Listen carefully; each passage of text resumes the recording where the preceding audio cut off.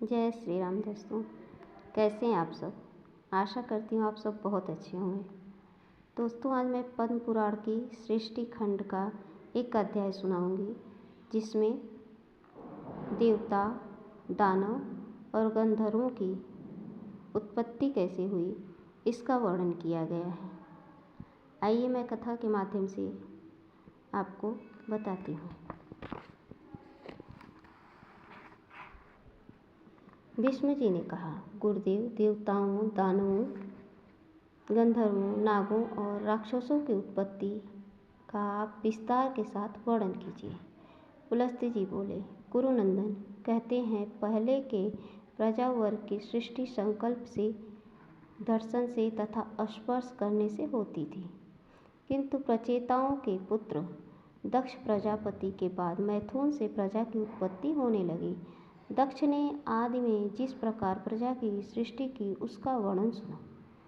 जब वे पहले के नियमानुसार संकल्प आदि से देवता, ऋषि और नागों की सृष्टि करने लगे, किंतु प्रजा की वृद्धि नहीं हुई, तब उन्होंने मैथुन के द्वारा अपनी पत्नी वीरड़ी के गर्भ से 60 कन्याओं को जन्म दिया। उनमें से उन्होंने 10 धर्म को, 13 कश्यप को, 27 चंद्रमा को, 4 अरिष्टनेमि को, 2 भृगु पुत्र को, 2 बुद्धिमान कृशाश्वक को तथा 2 महर्षि अंगिरा को ब्याह दी।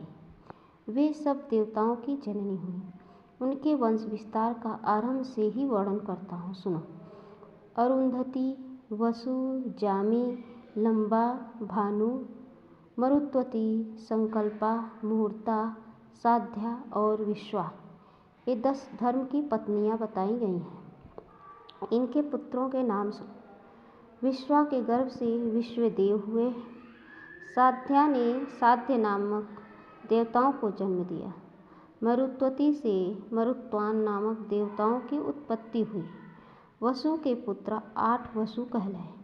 भानु से भानु और मुहूर्ता से मुहूर्ताभिमानी देवता उत्पन्न हुए। लंबा से घोष, जामी से नागविथि नाम की कन्या तथा अरुंधति के गर्भ से पृथ्वी पर होने वाले समस्त प्राणी उत्पन्न हुए।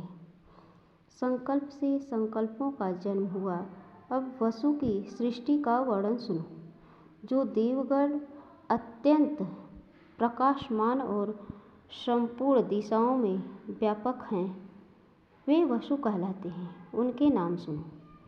आप, ध्रुव, सोम, धर, अनिल, अनल, प्रत्यूष और प्रभास, ये 8 वसु हैं। आपके 4 पुत्र हैं, शांत, वैतंड, सांब और मुनि बभ्रु। ये सब यज्ञ रक्षा के अधिकारी हैं। ध्रुव के पुत्र काल और सोम के पुत्र वर्चा हुए।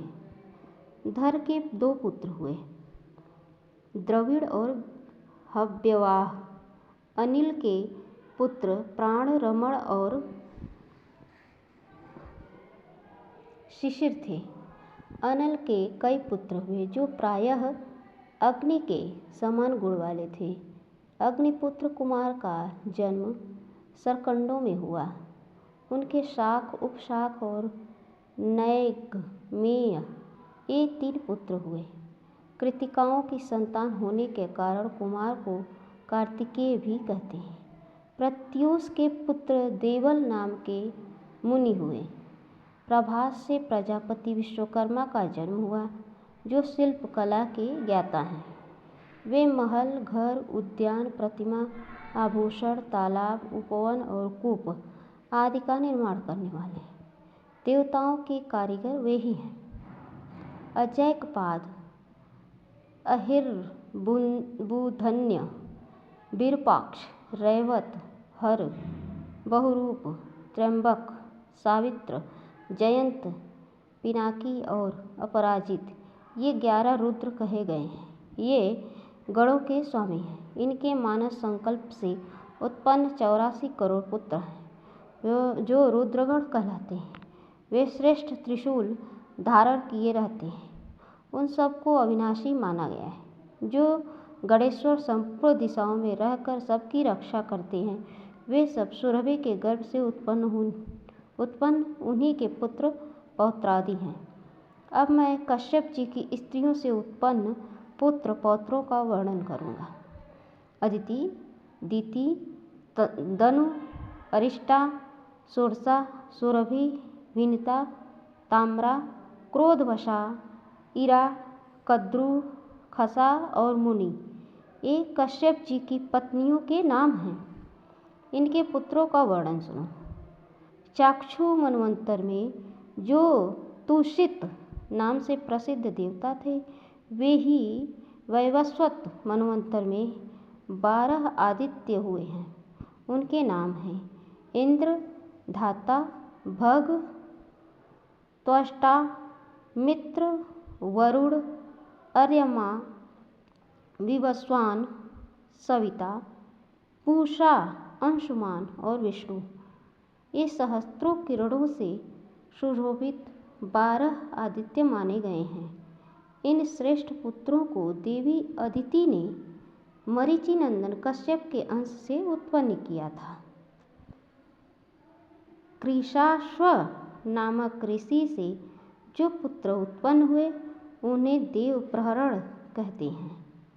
ये देवगण प्रत्येक मनवंतर और प्रत्येक कल्प में उत्पन्न एवं विलीन होते रहते हैं। बोलिए श्री विष्णु भगवान की जय। दोस्तों, ये अध्याय थोड़ा सा बड़ा है, इसलिए इसका आधा भाग मैं कल सुनाऊंगी। जय श्री राम। मिलते हैं अगले वीडियो में। धन्यवाद।